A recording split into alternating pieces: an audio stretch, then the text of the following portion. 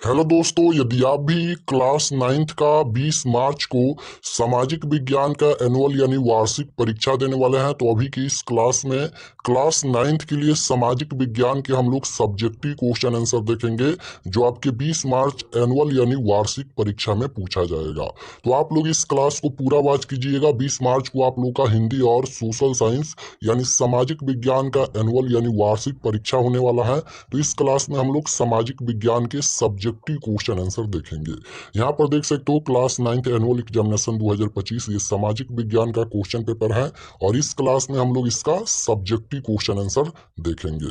तो यहाँ पर देख सकते हो सामाजिक विज्ञान का एग्जाम पूरे 80 नंबर का होगा, और समय 2 घंटा 45 मिनट का मिलेगा। सबसे पहले खंड अ मिलेगा। खंड अ में आपसे ऑब्जेक्टिव टाइप क्वेश्चन पूछा जाएगा।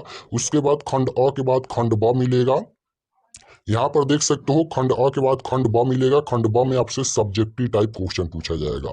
सबसे पहले हिस्ट्री का क्वेश्चन पूछा गया है, लघु उत्तरीय प्रश्न यानी शॉर्ट आंसर टाइप क्वेश्चन। बोला गया है कि प्रश्न संख्या 1 से 6 तक लघु उत्तरीय प्रश्न है, इनमें से किन्हीं 3 प्रश्नों के उत्तर दे, प्रत्येक के लिए 2 अंक निर्धारित है। यानी 6 क्वेश्चन पूछा गया है हिस्ट्री से यानी इतिहास से, जिनमें से 3 प्रश्नों का उत्तर देना है। तो क्वेश्चन देख लेते हैं, उसके बाद इसका आंसर भी देखेंगे। तो पहला नंबर जैसे क्वेश्चन है कि यूरोप में मध्यकाल को अंधकार युग क्यों कहा जाता था। उसके बाद है फ्रांस की क्रांति के राजनीतिक कारण क्या थे। उसके बाद 3 नंबर क्वेश्चन है कि बोस्टन टी पार्टी घटना के बारे में संक्षेप में बताए। उसके बाद 4 है कि प्रथम विश्व युद्ध के उत्तरदायी किन्हीं 2 कारणों का उल्लेख करें। उसके बाद 5 नंबर क्वेश्चन है कि तुष्टीकरण की नीति क्या है। उसके बाद है कि वन समाज का सामाजिक जीवन कैसा था। उसके बाद दीर्घ उत्तरीय प्रश्न पूछा गया है, लॉन्ग आंसर टाइप क्वेश्चन। 7 और 8 यानी 2 क्वेश्चन पूछा गया है, जिनमें से 1 प्रश्नों का ही उत्तर देना है हिस्ट्री से दीर्घ उत्तरीय प्रश्न। तो 7 नंबर क्वेश्चन संयुक्त राष्ट्र संघ के उद्देश्यों का सिद्धांतों को बताए। उसके बाद 8 है लोकतांत्रिक स्तर पर अमेरिकी स्वतंत्रता संग्राम ने विश्व को कैसे प्रभावित किया। उसके बाद पॉलिटिकल साइंस का क्वेश्चन पूछा गया है, लघु उत्तरीय प्रश्न 9 से 12 तक यानी 4 क्वेश्चन पूछा गया है, जिनमें से 2 प्रश्नों का उत्तर देना है। तो ये सभी क्वेश्चन है, देख सकते हो यहाँ पर पूछा गया है। उसके बाद दीर्घ उत्तरीय प्रश्न पॉलिटिकल साइंस से पूछा गया है, 2 क्वेश्चन, जिनमें से 1 का ही आंसर देना है। जैसे 13 नंबर क्वेश्चन है, भारत में राष्ट्रपति का चुनाव किस प्रकार होता है, विवेचना करे। 14 नंबर क्वेश्चन है, भारत के संविधान की मुख्य विशेषताओं का उल्लेख करे। उसके बाद इकोनॉमी से क्वेश्चन पूछा गया है, लघु उत्तरीय प्रश्न शॉर्ट आंसर टाइप क्वेश्चन 15 से 18 तक यानी 4 क्वेश्चन पूछा गया है, जिनमें से किन्हीं 2 प्रश्नों के उत्तर देना है एग्जाम में।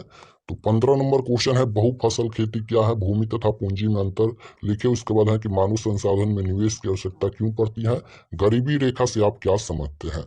उसके बाद दीर्घ उत्तरीय प्रश्न पूछा गया है, 2 क्वेश्चन, जिनमें से 1 प्रश्नों का ही उत्तर देना है 19 और 20। उसके बाद जियोग्राफी का क्वेश्चन पूछा गया है, लघु उत्तरीय प्रश्न शॉर्ट आंसर टाइप क्वेश्चन। प्रश्न संख्या 21 से 26 तक लघु उत्तरीय प्रश्न है, जिनमें से किन्हीं 3 प्रश्नों के उत्तर देना है एग्जाम में। तो जैसे 21 नंबर क्वेश्चन यहाँ पर देख सकते हो, पूछा गया है कि खादर तथा बांगर से आप क्या समझते हैं, कोसी नदी को बिहार का शोक क्यों कहते हैं। उसके बाद है 23 नंबर फेरल का नियम क्या है, भारतीय मानसून की 2 विशेषताओं का उल्लेख करें। बिहार बिहार में किस प्रकार की प्राकृतिक वनस्पति पाई जाती है। तो इस प्रकार से क्वेश्चन है, लिंगन पद क्या है। उसके बाद दीर्घ उत्तरीय प्रश्न पूछा गया है, 2 क्वेश्चन, जिनमें से 1 प्रश्नों का उत्तर देना है। ये क्वेश्चन देख सकते हो 27 और 28। उसके बाद आपदा प्रबंधन से क्वेश्चन पूछा गया है 29 से 32 तक यानी 4 क्वेश्चन पूछा गया है, और ये लघु उत्तरीय प्रश्न है, 2 प्रश्नों का उत्तर देना है। आपदा प्रबंधन से क्या समझते हैं, गैस रिसाव होने पर क्या सावधानी रखनी चाहिए, परमाणु ऊर्जा क्या है। उसके बाद क्वेश्चन है, बाढ़ आपदा से बचाव के 2 उपायों का उल्लेख करें। तो इस प्रकार से क्वेश्चन पूछा गया है। आपदा प्रबंधन से दीर्घ उत्तरीय प्रश्न नहीं पूछा जाता है। तो इतना ही क्वेश्चन पूछा जाएगा, और चलिए हम इसका आंसर बता देते हैं। तो यहाँ पर फर्स्ट क्वेश्चन जैसे पूछा गया था हिस्ट्री का कि यूरोप में मध्यकाल को अंधकार का युग क्यों कहा जाता है, तो इसका उत्तर लिखा गया है कि मध्यकालीन यूरोप को अंधकार युग इसलिए कहा गया है कि यह काल समांति पर प्रकृति प्रवृत्तियों का काल था।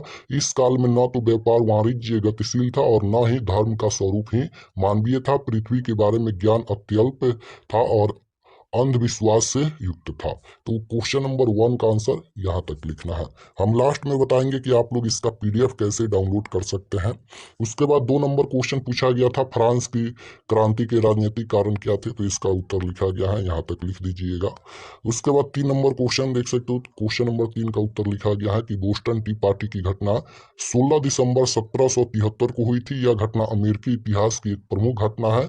इस घटना के कारण अमेरिका की आज़ादी की लड़ाई शुरू हुई थी? तो क्वेश्चन नंबर 3 का आंसर यहाँ तक लिखना है। उसके बाद ये क्वेश्चन नंबर 8 का उत्तर लिखा गया है और ये दीर्घ उत्तरीय प्रश्न है हिस्ट्री का। पूछा गया था लोकतांत्रिक स्तर पर अमेरिकी संग्राम ने विश्व को कैसे प्रभावित किया, तो इसका उत्तर लिखा गया है। इस प्रकार से इसका उत्तर लिखिएगा। इसका पीडीएफ हम बता देंगे कैसे आप लोग डाउनलोड कीजिएगा। उसके बाद 10 नंबर क्वेश्चन का आंसर लिखा गया है। यहाँ तक देख सकते हो कि मौलिक अधिकार में बुनियादी अधिकार हैं जो हर व्यक्ति को संविधान द्वारा दिए जाते हैं, जिन्हें राज भी छीन नहीं सकता है और वे व्यक्ति के विकास और गरिमा के लिए अत्यंत आवश्यक है। तो 10 का आंसर यहाँ तक। उसके बाद 12 नंबर क्वेश्चन पूछा गया था लोकतंत्र क्या है, तो यहाँ तक इसका आंसर लिख दीजिएगा। उसके बाद 14 नंबर क्वेश्चन ये दीर्घ उत्तरीय प्रश्न है, तो इसका आंसर कुछ इस प्रकार से लिखिएगा।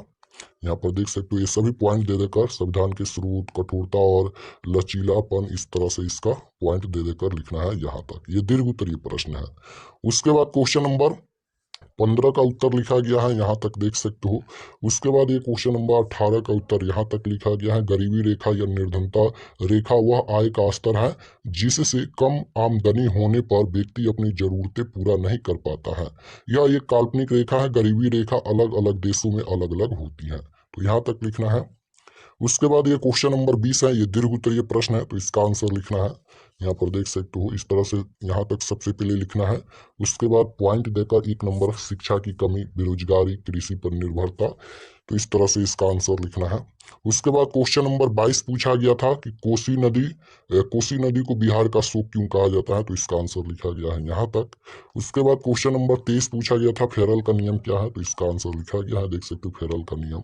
उसके बाद क्वेश्चन नंबर 26 का उत्तर लिखा गया है, जो कि पूछा गया था लिंगानुपात क्या है, तो इसका आंसर लिखा गया है किसी समाज में प्रति 1000 पुरुषों पर महिलाओं की संख्या को लिंगानुपात कहते हैं। यह जनसंख्या में लिंग संतुलन का एक अहम संकेतक है। लिंगानुपात को लैंगिक अनुपात भी कहा जाता है, तो इसका आंसर यहाँ तक। उसके बाद ये दीर्घ उत्तरीय प्रश्न है, तो दीर्घ उत्तरीय प्रश्न का आंसर लिखना है, देख सकते हो। उसके बाद ये क्वेश्चन नंबर 30 का उत्तर लिखा गया है, ये आपदा प्रबंधन का क्वेश्चन है। पूछा गया था क्वेश्चन नंबर 30 की गैस रिसाव होने पर किस प्रकार की सावधानी रखनी चाहिए, तो गैस रिसाव की स्थिति में वहां मौजूद लोगों को स्पष्ट दिशा निर्देशक देने की जरूरत है कि वे वायु की उल्टी दिशा में जाए, तो इस प्रकार से इसका आंसर लिखना है यहाँ तक। उसके बाद बाढ़ नियंत्रण के 2 उपाय लिखे, तो इस तरह से लिखिएगा। बाढ़ नियंत्रण के 2 उपाय निम्न है। नदी तटबंधों की मरम्मत करने का कार्य करना चाहिए। नदी तटबंध के ऊपर वृक्षारोपण का कार्य करना चाहिए, तो इसका आंसर यहाँ तक। हम सभी का आंसर बता दिए जितना प्रश्न पूछा गया था।